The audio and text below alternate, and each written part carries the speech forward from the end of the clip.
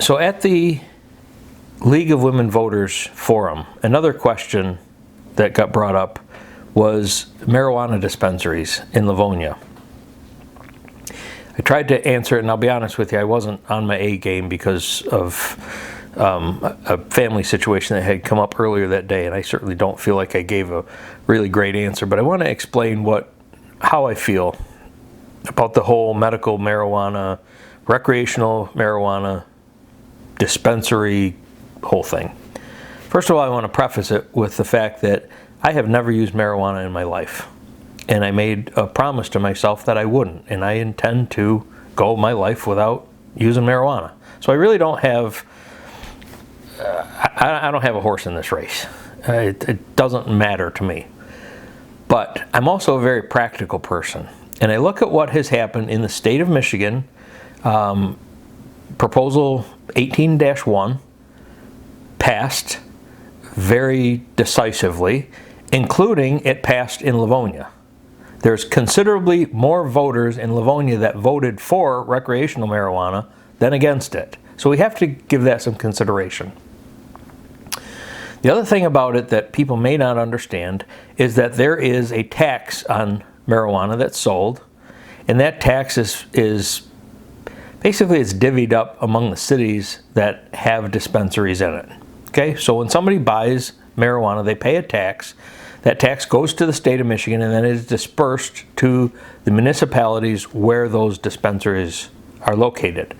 And there was a comment made by one of the council candidates that said that there's nothing free. And I agree with them. There's an excise tax because of anticipated problems that come up with marijuana use. So the logic was, let's forego the excise tax and not have the dispensaries in our city so that we don't have these problems. In my mind, there's a fault to that logic. And that is this. The dispensary is not the problem. The dispensary is never going to be a problem. The problem is things that come up as a result of the use of or abuse of marijuana. Well, guess what? We have, just like I said, more people voted for than against in Livonia. So we have people in Livonia that are pretty happy to be able to use marijuana legally. I also think that in spite of the fact that our roads are in kind of bad condition, people can get down the road. They can cross 8 Mile Road. They can cross Joy Road. They can get to where dispensaries are. And if they want it, they're going to get it. They are bringing marijuana in legally into Livonia, and they're doing with it whatever they want to do. And whatever issues it causes, we're not collecting the excise tax to help deal with it. So it seems illogical to me that we've chosen to forego any possible benefits, but it's absolutely impossible to keep out any possible problems.